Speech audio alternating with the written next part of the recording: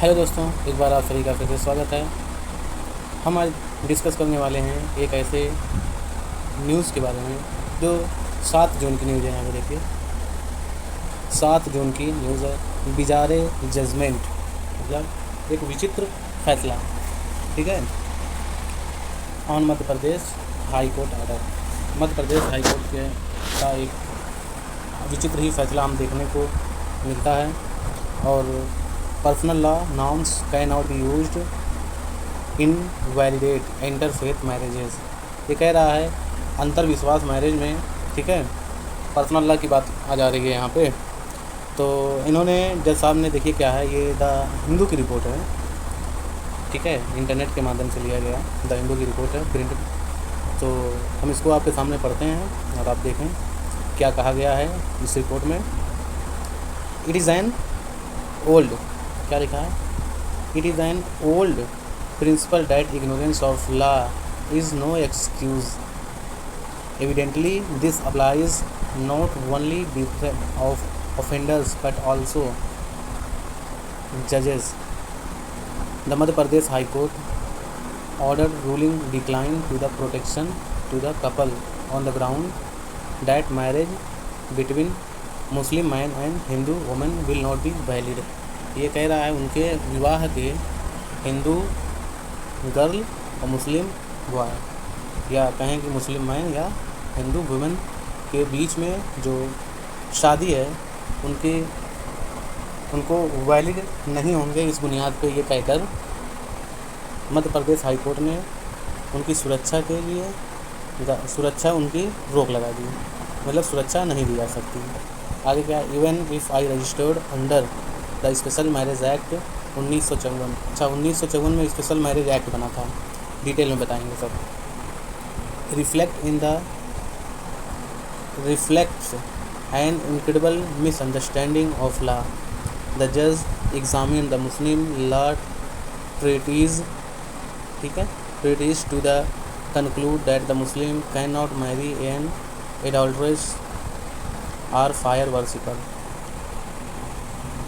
ये कह रहे हैं, इस बुनियाद पर फैसला दे रहे हैं कि स्पेशल मैरिज एक्ट में रजिस्टर्ड होने से ये नहीं हो जाएगा कि ठीक है, अंतर धार्मिक विवाह, या फिर वो स्पेशल मैरिज एक्ट इसलिए बनाया ही गया था 1954 में कि मतलब दो धार्मिक अंतर रिलीजन अंतर विश्वास की मैरिज के लिए, ठीक है। लेकिन ये कह रहे हैं, ये इन्होंने बताया कि ऐसा नहीं है, और मुस्लिम पर्सनल लॉ के बुनियाद पे कोई अग्नि पूजक या अग्नि पूजा करने वाले उस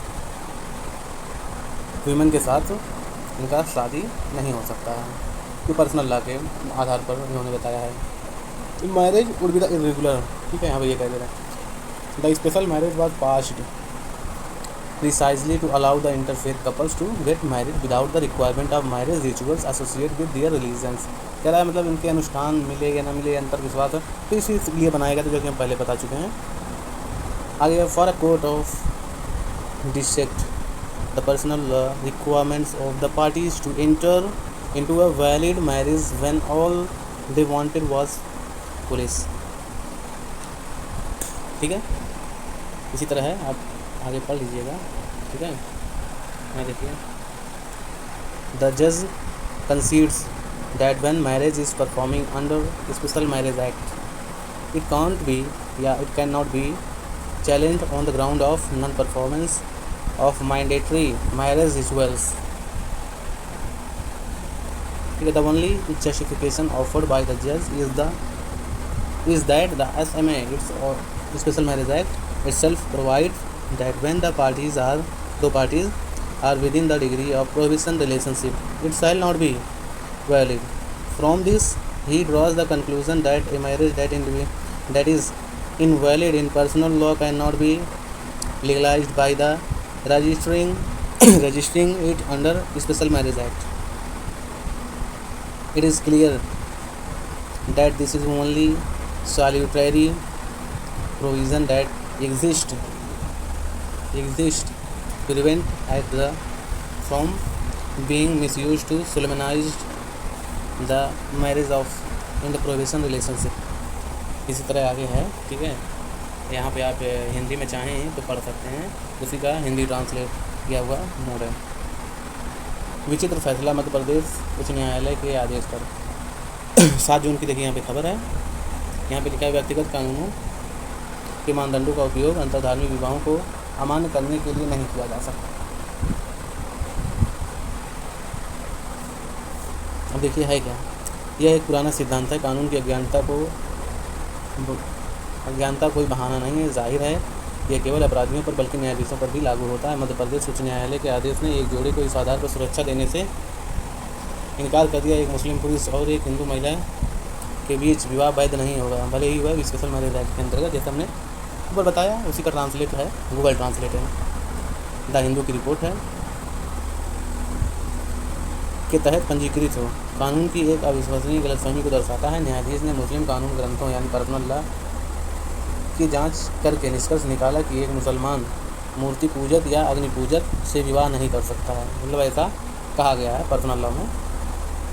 लेकिन भाई एक चीज़ तो ये भी तो है ना, स्पेशल मैरिज एक्ट इसीलिए तो बनाया गया था कि मतलब जैसे दो लोग शादी करना चाहते हैं, मतलब उनके इंटरफेस हैं, इंटरफेथ और इंटर रिलीजन, यही सब चीज़ें तो हैं, क्योंकि ऐसा विवाह अनियमित होगा, ये कह रहे हैं। SMA स्पेशल मैरिज एक्ट को विशेष रूप से अंतर्धार्मिक जोड़ों को उनके धर्मों से विवाह अनुष्ठान की आवश्यकता के बिना शादी करने की अनुमति देने के लिए पारित किया गया था। देखो यहाँ पे यही बात तो कही जा रही है, स्पेशल मैरिज एक्ट की क्यों बना था। एक अदालत द्वारा वैध विवाह में प्रवेश करने के लिए पक्षों की व्यक्तिगत कानूनी आवश्यकताओं का विश्लेषण करना न्यायमूर्ति GS औलियावाला द्वारा उठाया गया। ठीक है, प्रश्न इसमें उठता है, क्या प्रश्न उठता है आप लोग देखो। भले ही जोड़े के वकील ने सही तर्क दिया, विशेष विवाह अधिनियम उनके संबंध होता है। यहाँ आप लोग पढ़ लें, ठीक है, यहाँ आप लोग पढ़ें, देखें।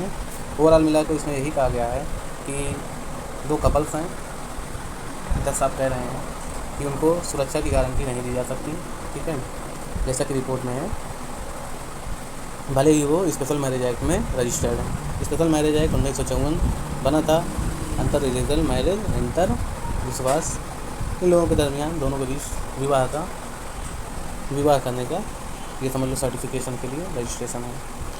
तो यहाँ पे इन्होंने ये बताया कि एक ऐसा विवाह नहीं हो सकता है पर्सनल लॉ के बुनियाद पे कि जो लड़का पर्सनल लॉ मुस्लिम है उसके बुनियाद पे ये फैसला नहीं दिया जा सकता कि एक क्या बोलते हैं इसको, एक मूर्ति पूजक या अग्नि पूजक से ये कह रहे हैं विवाह नहीं हो सकता, इसीलिए ये फैसला दिए हैं।